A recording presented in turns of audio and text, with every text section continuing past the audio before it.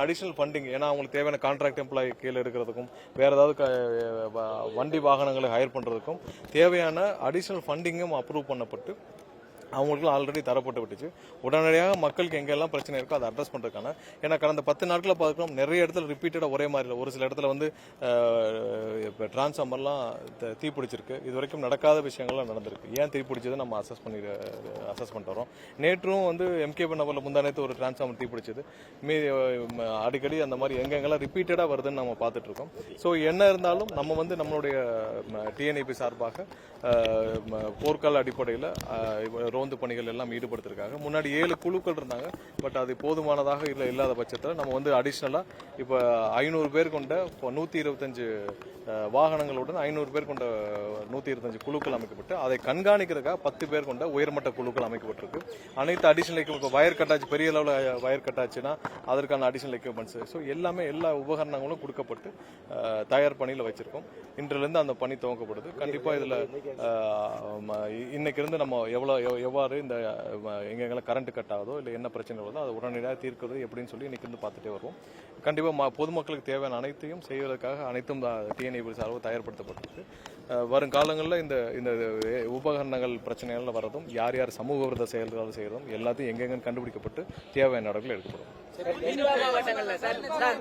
மற்ற எங்கெங்கெல்லாம் இதே மாதிரி இருக்கோ அங்கெல்லாம் ஏற்கனவே குழுக்கள் அமைக்கப்பட்டிருக்கு. பட் சென்னை மட்டும்தான் இந்த புதிதாக இப்போ போர் இதில் பேரிடர் காலங்கள் எப்படி இருக்கும் அது மாதிரியான குழுக்களை இப்போ அமைச்சிருக்கோம். பேரிடர் காலங்களில் இப்போ மழை காலங்கள், புயல் காலங்கள் எப்படி இருக்கும் அது மாதிரியான குழுக்கள் அமைக்கப்பட்டு ஸோ அவங்கெல்லாம் இரவு முழுவதும் பணியாற்றுறதுக்கா. ஸோ அதில் நிறைய கான்ட்ராக்ட் பஸ், பழைய ரிட்டையர் ஆனவங்க இவங்க எல்லாரையும் எடுத்து அதுக்கு அவங்களுக்கு தேவையான வசதிகளை செய்து கொடுத்து இந்த வாகனங்கள் இன்னைக்கு தொடங்கப்பட்டிருக்கு. மற்ற இடங்கள்ல ஒரு சில இடங்கள்ல என்ன பிரச்சனை இருக்கோ அங்கெல்லாம் ஏற்கனவே குழுக்கள் இருக்காங்க. பட் சென்னையில மட்டும் பிரத்யேகமாக இந்த குழு அமைக்கப்பட்டிருக்கு. டெல்டா மாவட்டங்கள்ல தொடர்ந்து மின்சாரம் நம்ம எங்கேயும் தட்டுப்பாடு இல்லைன்னு முதலே சொல்லிட்டோம். நம்ம வந்து மின்சாரம் தட்டுப்பாடு கிடையாது. பீக் ஹவர்ஸ்ல மட்டும் கடந்த வாரங்களில் 2 நாள் வந்து விண்டு மில்ல பவர் இல்லை. அதனால வந்து ஒரு சில இடத்துல நம்ம திடீர் தட்டுப்பாடு ஏற்பட்டுச்சு. அது ஒரு சில ஒரு 10-15 நிமிஷம் சரி செய்யப்பட்டு நம்ம மின் தட்டுப்பாடு எங்கேயுமே ஏற்படவில்லை. மின்சாரம் நம்மளுடைய இதுல வந்து மின் தட்டுப்பாடுனால நமக்கு வந்து எங்கேயும் ஃபெயிலியர் ஏற்படவில்லை. எல்லா எக்யூப்மெண்ட் ஃபெயிலியர்ஸ், டிஸ்ட்ரிபியூஷன்ல தான் நமக்கு ப்ராப்ளம். ஸோ மற்றபடி எங்கேயும் மின் தட்டுப்பாடு நமக்கு இல்லை. நம்ம நிறைய எக்ஸஸா நம்ம வந்து கடந்த ஒவ்வொரு மாதமும் நம்ம எக்ஸஸ் பவரை நம்ம வெளியில சேல் பண்ணிட்டு தான் இருக்கோம். டெல்டா மாவட்டங்கள்ல ஆமா இல்ல சென்னை முழுவதும்னா நீங்க அம்பத்தூர் வரைக்கும், சென்னை முழுவதும் அம்பத்தூர் வரைக்கும் அனைத்து ஏரியாக்களும் நம்ம வந்து 125 வாகனங்கள் ஏற்படுத்திருக்கோம். மற்ற ஏரியாவில் வந்து எங்கேயுமே இந்த மாதிரி ரிப்பீட்டடா இருக்கிற மாதிரியான எங்கெங்கள் இருக்கும் அங்கெல்லாம் ஏற்கனவே குழுக்கள் இருக்கிறாங்க. இப்போ மற்ற ஏரியா மதுரை அங்கெல்லாம் குழுக்கள் இருக்கிறாங்க. எங்க சென்னையில் திரும்ப இப்போ நீங்க பெரம்பூர், வில்லிவாக்கம், அம்பத்தூர் ஒரு சில ஏரியாக்களில் திரும்ப இந்த மாதிரியான அரும்பாக்கம், அப்புறம் விருகம்பாக்கம், அப்புறம் கொடுங்கியூர், மடிப்பாக்கம் இதெல்லாம் வந்து ரிப்பீட்டடா நடக்குது. இந்த விஷயம், இந்த பிரச்சனைகள் வந்துட்டே இருக்கு. ஸோ எங்கெங்கெல்லாம் ரிப்பீட்டடா இந்த மாதிரியான ஒரு பிரச்சனைகள் இதுவரை வராத பிரச்சனைகள் வருதோ அதுல பெரம்பூர்ல நாங்கள் திரும்ப அந்த பேட்டர்ன் பார்க்குறோம். வில்லிவாக்கத்தில் அந்த பேட்டர்ன் பார்க்குறோம். ஆமா, பெரம்பூர், வில்லிவாக்கம் இந்த அந்த பேட்டர்ன் திரும்ப பார்க்குறோம். அம்பத்தூர்ல அந்த பேட்டர்ன் பார்க்குறோம். ஸோ நிறைய இடத்துல ரிப்பீட்டடா ஒரே மாதிரியான பிரச்சனைகள் ஒரே ஏரியாவில் வந்துட்டே இருக்கு. அதெல்லாம் அன்னைக்கு வந்து ஆவடியில் நம்ம வந்து திரும்ப அந்த ஃபியூஸ் ஆஃப் இஷ்யூ வரனால நம்ம சிசிடிவியில் வச்சு ஆராய்ந்த பொழுது 2 நபர்கள் பிடிபட்டார்கள். ஸோ மற்ற இடங்கள்லயும் நாங்கள் வந்து என்ன இருந்தாலும் நம்ம தயார் நிலையில் இருக்குமாறு நம்ம வந்து இந்த குழுக்களை அமைச்சிருக்கோம். கண்டிப்பா சென்னைக்கான அட்டென்ஷன் நல்லாவே இப்ப கொடுக்குறோம். ஆனா டெல்டா மாவட்டங்கள்ல இன்னும் குறுவை சாகுபடிக்கான தண்ணீர் கிடைக்காத நிலையில தொடர்ந்து பம்பு செட்டுகள்ல தண்ணீர் வராம மிகுந்த சிரமத்தை சந்திக்கிறாங்க. 20 முறைக்கு மேல ஒரு நாளைக்கு மின்வெட்டு நடக்கிறதா விவசாயிகள் வேதனையை பதிவுகிறாங்க. இல்ல நான் ஒவ்வொரு நாளும் எவ்வளவு இடத்துல அவுட்டேஜஸ் இருக்கு, மின்வெட்டு எங்க இருக்கு, எங்க எதனால வந்திருக்கு, எதனால அந்த பிரச்சனை இருக்கு நம்ம பப்ளிஷ் பண்ணிட்டு வரோம். ஓவரால் நம்மளுடைய காலையில் நம்ம வந்து இப்ப நேற்று எவ்வளவு இடத்துல நம்ம வந்து எவ்வளவு நேரத்தில் மின்சாரம் பிரச்சனையாச்சு, எந்தெந்த ஏரியாவில் எவ்வளவு நேரத்தில் சரி செய்யப்பட்டதுன்னு சொல்லி நம்ம பப்ளிஷ் பண்ணிட்டு வரோம். பொதுவாக எல்லாரும் சொல்ற மாதிரி இல்ல. முந்தானத்து பாத்தீங்கன்னா 8ஆம் தேதி 18 இடத்துல மின்சார தட்டுப்பாடு ஏற்பட்டுள்ளது. தமிழகம் முழுவதும், சென்னையில 4 இடத்துல, அதுல பெரம்பூர் உட்பட நம்ம சொன்ன இடத்துல. ஸோ இது மாதிரி நீங்க வந்து பொதுவாக சொல்லாமல் எவ்வளவு இடத்துல நம்ம வந்து ஓவரால் அவுட்டேஜஸ் இனி ஒவ்வொரு நாளும் பப்ளிஷ் பண்ணிட்டு வரும். இன்னைக்கு காலையில வந்து எந்தெந்த இடத்துல ஓவரால் அவுட்டேஜஸ் இருந்துச்சோ அந்த அவுட்டேஜஸ் டீடைல்ஸ் எல்லாம் பப்ளிஷ் பண்ணிருக்கோம். ஸோ ஒவ்வொரு நாள் இதே மாதிரியாக நம்ம வந்து நம்மளுடைய மின்னகம் வழியாக நம்மளுடைய சோசியல் மீடியாவில் முதல் நாளில் எவ்வளவு அவுட்டேஜஸ் இருந்துச்சு, எந்தெந்த இடத்துல எதனால் அவுட்டேஜஸ் ஆச்சுன்றது ஏன்னா பொதுமக்களுக்கு வெளிப்படையாக இதை நம்ம பப்ளிஷ் பண்ண வேண்டிய கட்டாயத்தில் இருக்கும். ஏன்னா பொதுவாக எல்லாரும் எல்லா இடத்துலையும் மின்தடை அப்படின்றத விட எங்கெங்க ஆச்சு எதனால் ஆச்சுன்னு சொல்லி நம்ம பப்ளிஷ் பண்ணணுன்ற கட்டாயத்தில் நம்ம நேற்று 2 நாளாக இது பண்ணிட்டு வரோம். நாளைக்கும் வந்து இன்னைக்கு எங்கெங்கெல்லாம் மின் தட்டுப்பாடு ஏற்பட்டுச்சு, எதனால் ஏற்பட்டுச்சு, எங்கெங்கெல்லாம் ஃபெயிலியர்னு சொல்லி நம்ம நாளைக்கும் நம்ம அதை பப்ளிஷ் பண்ணுவோம். விவசாயிகளுக்கு இந்த மாதிரியான பாதிப்புகள் வராம இருக்க என்ன மாதிரி நடவடிக்கை சார் எடுத்திருக்கோம்? இந்த இல்ல எந்தெந்த இடத்துல நீங்க வந்து எல்லா இடத்துலயும் நீங்க பொதுவா சொல்ல வேண்டாம், எங்க தான் அந்த பிரச்சனை இருக்குன்னு சொல்லி சொன்னீங்கன்னா அதுக்கான என்ன பிரச்சனை நம்ம தொடர்ந்து இந்த சம்பவம் தான் பெரிய பூதாகரமா இருக்கு. வேற யாரும் தனிப்பட்ட நபர்களுடைய தலையீடு இருக்குன்னு நினைக்கிறீங்களா? இல்ல நம்ம வந்து எதுவும் இல்ல நம்ம வந்து போராட்டத்தை தூண்டுறதா சொல்லிருந்தீங்க. அது எந்த அரசியல் கட்சின்னு கொஞ்சம் இல்ல சொல்லுங்க. கண்டிப்பா என்னன்னா இல்ல எங்கேயுமே வந்து நம்ம அவர்களை மற்றவங்களை என்ன செய்யறாங்களோ அதெல்லாம் யார் யார் எப்படி செய்வாங்க, ஒரு அரசுக்கு கெட்ட பேர் ஏற்படுத்துவதற்காக என்ன செய்வாங்க, இவரெல்லாம் எந்த எல்லைக்கும் போவார்கள், அதெல்லாம் தாண்டி நாம தயாரா இருக்கணும். அதற்கான தயாரிப்பு பணிகளை தான் நாங்கள் ஈடுபட்டு வரோம். நாங்கள் அவர்களை சொல்லியோ இவர்களை சொல்லியோ நாங்கள் எங்களுடைய முதல்வர் ஆட்சியை நடத்த வேண்டிய அவசியம் இல்லை.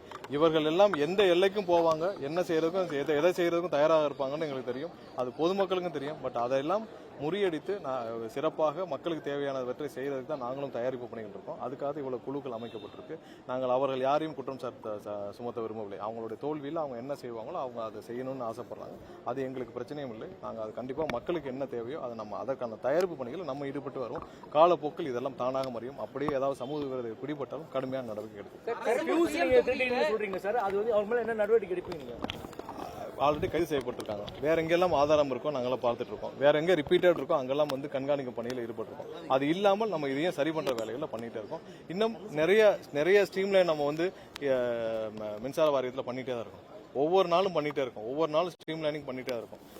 சில வாரங்களில் மேஜர் லீக்கேஜஸ் எல்லாம் கண்ட்ரோல் பண்ணிட்டு முழுமையான சீரமைப்புல நம்ம போயிட்டே இருப்போம்.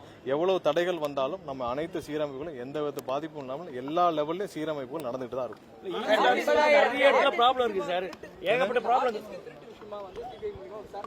இப்ப சிபிசிஐடிக்கு மாற்றப்பட்டிருக்கு. விசாரணை முடியட்டும். நன்றி.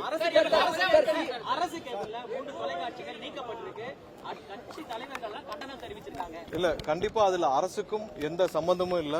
அதுல வந்து அங்க உள்ள டெக்னிக்கல் இஷ்யூல நடந்திருக்கு. நாங்க கடுமையாக விசாரணை நடந்துட்டு இருக்கு. அரசுக்கும் அரசுலயும் இல்ல அரசு சார்ந்த அமைச்சகத்திலயும் எந்த தொடர்பும் கிடையாது. கடந்த 3 நாட்களாக அதுல யார் யார் தவறு செய்தாலும் ஏன் அதை செஞ்சாங்கன்னு சொல்லி நம்ம வேலிடேட் பண்ணிட்டு இருக்கோம். அதுல ஒரு சில தனிநபர்கள் அவர்களுடைய டெக்னிக்கல் ஃபால்ட் நம்ம திரும்ப சொல்றோம். எந்த விதத்திலையும் அரசுக்கும் அதற்கும் சம்பந்தமே இல்லை. அந்த சம்பந்தப்பட்ட நிறுவனங்களுக்கும் நாங்க கூப்பிட்டு இந்த தகவலை தெரிவிச்சிருக்கோம். பாலிமர் உள்ளிட்ட நிறுவனங்களுக்கு கூப்பிட்டு தெரிவிச்சிருக்கோம். எதனால இந்த ஃபால்ட் யாரு பண்றா அந்த தனிநபர்களையும் கூப்பிட்டு நாம இது பண்ணிருக்கோம். ஒரு சில இடத்துல அதாவது இந்த அரசு கேபிள் என்னன்னா ஒரு சில விஷயங்கள் வந்து இன்னும் தேர்ட் பார்ட்டி தனிநபர்கள் தேர்ட் பார்ட்டிட்ட கான்ட்ராக்ட்ல இருக்கு. சோ அந்த தேர்ட் பார்ட்டி கான்ட்ராக்ட்ல இருக்கிற இடத்துல ஒரு சில தவறுகள் நடந்திருக்கு. தேர்ட் பார்ட்டி கான்ட்ராக்ட்ல தனியார்கள் இருக்கிற இடத்துல அந்த தவறுகள் நடந்திருக்கு. சோ அதை சரி செய்யும் பணிகள் விரைவில் ஏன்னா நிறைய இடத்துல யூசர் நேம் பாஸ்வேர்ட் எல்லாம் அவங்க இருக்கு. சோ அதெல்லாம் சரி செய்யும் பணிகள் விரைவில் செய்து முடிக்கப்படும்.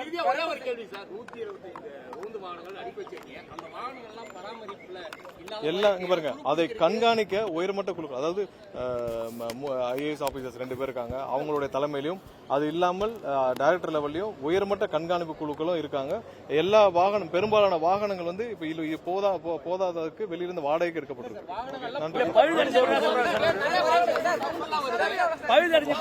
வாகனங்கள் சவுண்ட் இல்லாம வாகனம் வருமா? நிறைய இடத்துல இந்த எக்யூப்மெண்ட்ஸ் அதாவது என்னன்னா இந்த எக்யூப்மெண்ட்ஸை எடுத்துட்டு போற அளவுக்கு அதாவது பேசஞ்சர்ஸையும் எடுத்துட்டு போற அளவுக்கு சுமோ வாகனங்கள் தான் போதுமான அளவுல இருக்கும். போதுமான அளவு இந்த சுமோ டைப் வாகனங்கள் தான் அதுக்கு எக்யூப்டா இருக்கும். ஸோ இதுல வந்து நிறைய இடத்துல இன்னைக்கு டெம்பரரியா வாடகைக்கு எடுக்கப்பட்டிருக்கு. நம்ம போதுமான வாகனங்களும் இருக்கு.